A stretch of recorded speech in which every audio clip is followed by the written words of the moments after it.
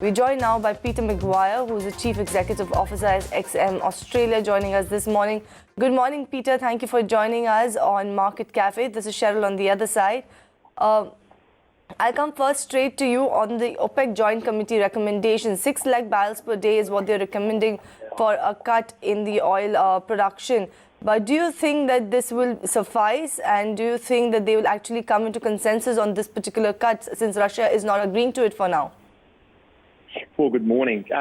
They're very interesting questions. We all know that Russia, they're sitting on the sidelines. They're giving it a couple more days to really deliberate and see what the effect is. And probably the headline number as far as coronavirus and new cases and deaths.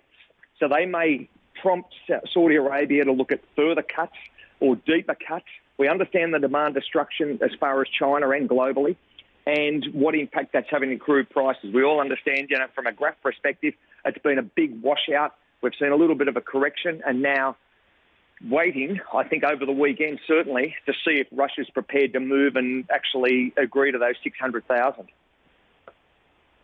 Right, Peter, and thanks for joining us again. What kind of impact do you think this could have on the pricing that we've seen? We've seen a tremendous slide lately, and some people believe it's a bit exaggerated, and that once Chinese demand picks up a fair bit and coronavirus concerns alleviate themselves, that we could see a rebound. Do you think this might be the catalyst to the move that's really required to buck the trend? Well, first off, we've got two things. We don't know how long coronavirus is going to last, and that's an unknown, so that puts fear into the market. And if we're still talking about coronavirus in a week or a month, then that's going to really unsettle markets further.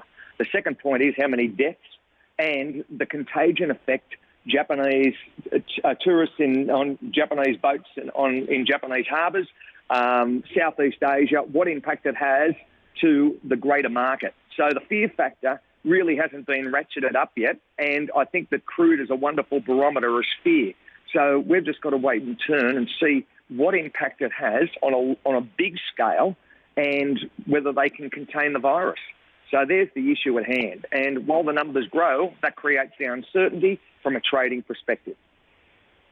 Right. And from a trading standpoint, do you think that at current levels, given everything that's already priced in, that a fair bunch of traders would be looking to go long on crude from here on out, given that, the worst? I mean, if you look at just the news, it seems that, medical professionals are catching up with the virus. You also do know that there is there's a fair bit of negativity and pessimism priced in right now. So do you think it's a safe time to go long on oil, or would you still wait, or you feel that there's further downside? Traders are all over it in the sense where they can short or long a position within seconds.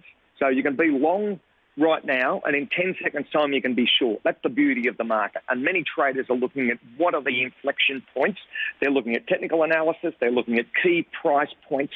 And, of course, the fundamental news coming into the market that's coming in constantly from news services across the world, like your own. So that creates the template that people look at trading and they go, right, do I need to be long? Well, I can be long right now, but I can be short this evening. And that truly is the effectiveness of the market. So as news gets punched out to the greater public and trading community, they in turn take a decision there and then. So, no one is going to go against the street, or no one's going to go against a trend. You don't want to be short when the market's trending up, and you don't want to be long when the market's trending down. So at the moment, they're trading short term and capitalising if they're on the right side of the market.